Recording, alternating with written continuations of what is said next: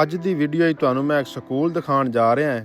ਫੈਸਲਾ ਤੁਸੀਂ ਕਮਰਸ ਦੇ ਅੰਦਰ ਕਰ ਛੱਡਣਾ ਹੈ ਵੀ ਸਕੂਲ ਤੇ ਹੋਈ ਮਿਹਨਤ ਤੁਹਾਨੂੰ ਕਿੰਨੀ ਪਸੰਦ ਆਈ ਹੈ।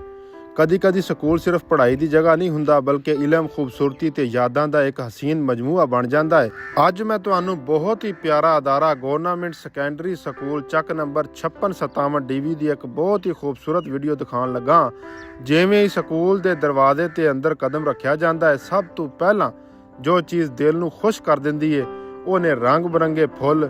ਸਕੂਲ ਦੇ ਅੰਦਰ ਲੱਗੇ ਮੁxtਲਿਫ ਕਿਸਮਾਂ ਦੇ ਫੁੱਲਾਂ ਦੇ ਪੌਦੇ, ਸਜਾਵਟੀ ਪਲਾਂਟਸ ਤੇ ਖੂਬਸੂਰਤ ਗੁਲਦਸਤੇ ਐਸੇ ਲੱਗਦੇ ਨੇ ਜਿਵੇਂ ਕੁਦਰਤ ਨੇ ਇਸ ਜਗ੍ਹਾ ਨੂੰ ਖਾਸ ਤੌਰ ਤੇ ਸਜਾ ਦਿੱਤਾ ਹੋਵੇ। ਸੁਰਖ, ਪੀਲੇ, ਗੁਲਾਬੀ ਤੇ ਸਫੈਦ ਫੁੱਲ ਆਪਣੀ ਖੁਸ਼ਬੂ ਤੇ ਰੰਗਤ ਨਾਲ ਸਕੂਲ ਦੇ ਮਾਹੌਲ ਨੂੰ ਨਿਹਾਇਤ ਹੀ ਦਿਲਕਸ਼ ਬਣਾ ਦਿੰਦੇ ਨੇ।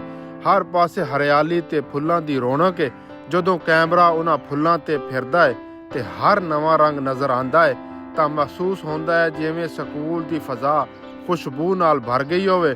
ਇਹ ਮੰਜ਼ਰ ਨਾ ਸਿਰਫ ਅੱਖਾਂ ਨੂੰ ਸਕੂਨ ਦਿੰਦਾ ਹੈ ਬਲਕਿ ਦਿਲਾਂ ਨੂੰ ਵੀ ਖੁਸ਼ ਕਰ ਦਿੰਦਾ ਹੈ। ਸਾਡੇ ਸਕੂਲ ਵਿੱਚ ਕਾਬਲ ਤੇ ਮਿਹਨਤੀ ਉਸਤਾਦਾਂ ਦੀ ਕੋਈ ਕਮੀ ਨਹੀਂ ਤੇ ਜੋ ਪੂਰੀ ਲਗਨ ਨਾਲ ਤੁਲਬਾ ਦੀ ਤਾਲੀਮ ਤੇ ਤਰਬੀਅਤ ਕਰ ਰਹੇ ਨੇ।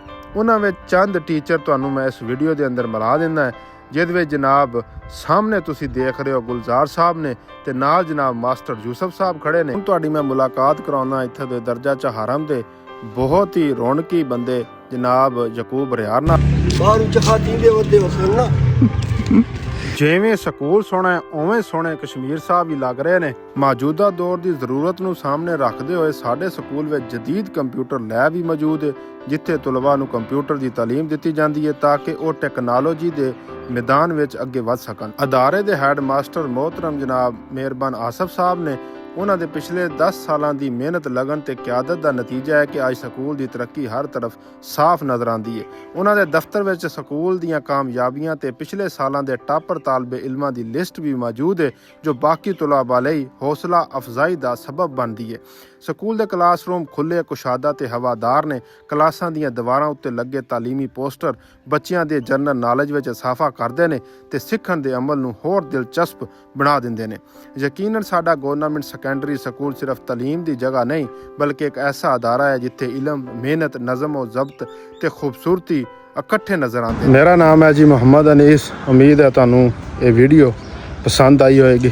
ਅਗਰ ਪਸੰਦ ਆਈ ਹੈ ਤਾਂ ਇਸ ਨੂੰ ਲਾਈਕ और शेयर लाजमी करना। दुआवां याद रखिए। अल्लाह हाफिज़।